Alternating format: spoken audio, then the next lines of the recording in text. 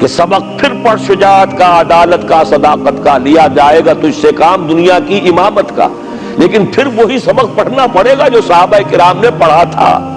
جب صحابہ کرام نے وہ سبق پڑھا تھا تو دنیا کی امامت اللہ نے ان کو عطا کی تھی کہ نہیں کی تھی؟ اگر تو اس کے مطابق عمل ہے تو ان سے زیادہ اللہ کو محبوب کوئی نہیں، اور اگر طرز عمل برعکس ہو جائے، کہیں کچھ اور کریں کچھ اور، کہیں یہ کہ قرآن پر ہمارا ایمان ہے اور اس کے قانون کو نافذ نہ کریں، کہیں یہ کہ ہماری تو محبوب ترین شخصیت محمد ہے اور ان کی سنت کے اوپر عمل نہ کریں صلی اللہ علیہ وسلم، قرآن نے جس شے کو حرام کیا ہے اس پر اس کا استعمال کر رہے ہوں۔ اگر طرز عمل یہ ہو اور یہ طرز عمل اس حد کو پہنچ جائے کہ دنیا تانے دے یہ مسلمان، کہاں اسلام دنیا میں ہمیں دکھاؤ، کہاں اسلام؟ یہ مسلمان کیا اسلام پر کار بند ہے؟ جارج برنارڈ شاہ نے کہا تھا کہ میں جب قرآن پڑھتا ہوں تو محسوس کرتا ہوں اس سے بہتر کتاب کوئی ممکن نہیں ہے، لیکن جب مسلمانوں کو دیکھتا ہوں تو محسوس کرتا ہوں ان سے زیادہ ذلیل قوم دنیا میں کوئی نہیں۔ یہ کنٹراسٹ ہے جو اپنے وجود سے پیش کر رہے ہیں۔ کیا اس کی وجہ سے لوگ اسلام کی طرف راغب ہوں گے یا اسلام سے متنفر ہوں گے؟ کیا ہمارا منہ ہوتا ہے ہم باہر جاتے ہیں، اسی لیے ہم تو تبلیغ، میں تو کم سے کم وہاں جا کر جو مسلمان کھوئی ہوئی بھیڑیں ہیں امت محمد صلی اللہ علیہ وسلم کی، انہی کو ریکلیم کرنے کی کوشش کرتا ہوں، جیسے کہ حضرت مسیح نے کہا تھا میں تو بنی اسرائیل کے گھرانے کی کھوئی ہوئی بھیڑوں کی تلاش میں آیا ہوں۔ میرا منہ نہیں ہے کہ میں وہاں کسی امریکن سے بات کروں، وہ یہ کہے گا تم اپنا گھر تو سنوارو، فزیشین ہیل تھائی سیلف۔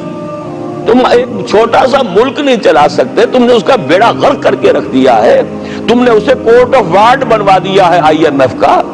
ہاں یہاں تو گھڑی گھڑی جو ہے قرقمین آتے ہیں IMF کے اور ورلڈ بینک کے قرقی کرنے کے لیے، ہر روز ایک نئی قرقی ہو رہی ہے، ہر روز جو ہے آج پھر گاڑیوں کا کرایہ بڑھ رہا ہے، بجلی کا کرایہ قرقی ہو رہی ہے۔ عوام کے اندر جو بھی راہسا رہ گیا اسے بھی چوسنے کا اور کشید کرنے کے لیے، ایک حکومت کو گرا دو وہ تو بدنام کر دی گئی، دوسری حکومت لے آؤ اس کے ہاتھوں کچھ کام کروا لو، وہ بدنام ہو جائیں گے تو ان کو بھی ہٹا دینا۔ ان کا کیا کھیل ہے؟ یہ کھیل کھیلتے رہیں گے اور اس میں یہ ہے کہ اپنی قرقیاں کرتے چلے جاؤ۔ یہ حال اب کیا میرا منہ ہے کہ میں جا کر وہاں بات کروں؟ تم اپنے گھر کو دیکھو، تم اپنے ملک کو دیکھو، ایک وہ ہے جنہیں تصویر بنا آتی ہے، ایک تم ہو کہ لیے اپنی بھی صورت کو بگاڑ۔ ایک ہی ساتھ تم آزاد ہوئے تھے، ہندو بھی تھے کہ نہیں تھے؟ انہوں نے اس ملک کو بنایا ہے، اپنی معیشت کو، اپنی اکانومی کو اپنی بنیادوں پر، اپنے پاؤں پر، اپنے پیروں پر کھڑا کیا ہے۔